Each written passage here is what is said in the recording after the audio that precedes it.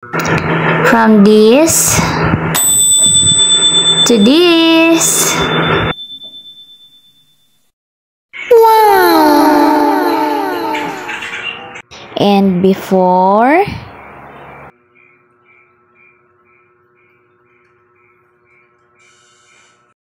after, wow! And after, wow!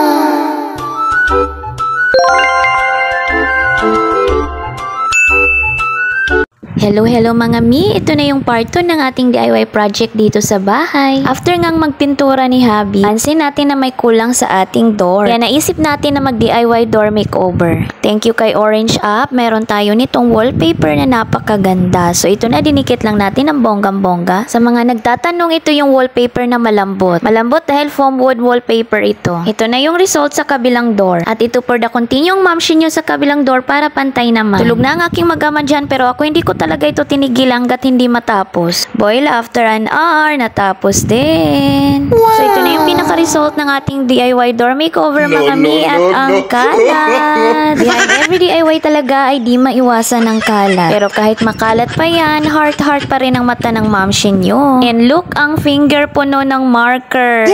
But it's okay mom, sulit ang mga markers na yan sa result ng DIY natin. At napansin ko nung binalik ko itong table, ang dami ng dumi na sumiksik dito sa gilid mga mi. Kaya parang hindi naman maganda na nag-DIY tayo ng ating door at itong table natin ay ang dugyot na. Pag mga ganito talagang rattan table ay di talaga maiwasan na magkaroon ng dumi, lalo na itong sa gilid. Kaya kinabukasan for the linis kuskus ang first son. Itong table talagang kailangan maintenance sa paglilinis. After nating malinisan at mapatuyo ay ito na, binalik na natin ang ating table dito sa ating dining area. At tingnan nyo mga mi, heart na naman ang mata ng mamshin nyo dahil nawala na yung nagsisiksik ang mga dumi dito sa gilid. At ito nga, i-unbox natin itong parcel natin na ito para sa ating table. Para talagang hindi na mapasukan ng maraming dumi itong gilid ng ating table ay nag-check out tayo nitong PVC Transparent Clear Tablecloth. At i-unpouch na rin natin itong isang ating parcel para sa ating table. And look, ang ganda nitong na-check out natin mi. Ito ay ang leaf design para sa ating table. Nag-heart na naman ang mata ng mamshin nyo. Kilig match yarn. Kapag tumatanda na talaga tayo, ito na yung mga nagpapakilig sa atin. Ating mga pagtanim-tanim ay itong mga gamit natin sa bahay. At ito na nga, nilapat na at sinubok na ng mamshin ninyo itong ating pang-design. And look, kahit papano ay nagkaroon naman ng buhay itong ating table. Ito lang din ang size niya para sa liit ng ating table. At ito, ilalagay na rin natin itong ating PVC Transparent Tablecloth. Ang ganda nito tingnan sa ating table mi dahil parang glass type style siya.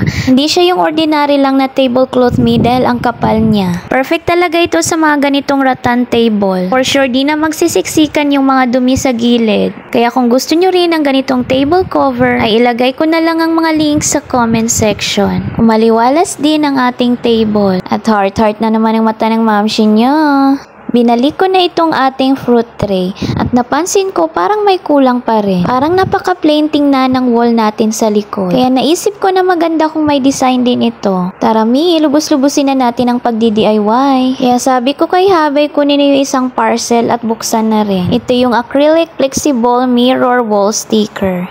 Actually, ang tagal na itong mga parcel na ito sa bahay mi. Sobrang busy kaya ngayon lang tayo nagkaroon ng time para i-unbox ito. Dapat itong mirror na ito ipang di-design ko sa kwarto. Kaso parang mukhang babagay siya dito sa ating dining area. Kaya ito na, pinag-umpisa ko ng sukatin kay Habi. May kasama naman itong sticker pero sabi ko kay Habi mas okay na yung sigurado tayong hindi siya matatanggal. Kaya mas mainam na meron din tayo nitong Boostic No More Nails. Sa lahat talaga ng mga DIY project namin dito sa bahay, gamit talaga namin ito si Boostic No More Nails. Bukod sa hindi na natin kailangang magbutas ng pader ay sobrang dikit talaga niya. Heto at natapos na nga idikit ni Habi itong ating mirror. At ito ako nilalagyan ko naman ng lining itong mga gilid. Sa mga ganitong DIY talaga ay kinakailangan ng more patience. And of course, ang partnership and pag-uunawaan nyo ni Habi. Pero kami di talaga maiwasan na may time na nagbabangayan kami. Kasi meron akong gustong design na hindi niya gusto at meron siyang gustong design na hindi ko naman gusto. Pero buti na lang at the end of the day, ako pa rin naman ang masusunod. Ika nga, happy wife, happy life. Basta sumunod ka lang sa misis mo,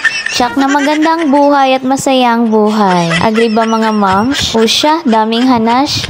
Eto na mi, ay natapos na nating idikit itong ating mga lining sa gilid. Again, heart-heart na naman ang mata ng mamsya ninyo. Pero syempre, malabo pa yan. Kaya tanggalin na natin itong mga nakadikit para makita na natin ang totoong liwanag at linaw ng buhay. Char. At ito na, last part na ito mi. Let's remove it now. May padahan-dahan suspense pa talaga ang mamsya niya.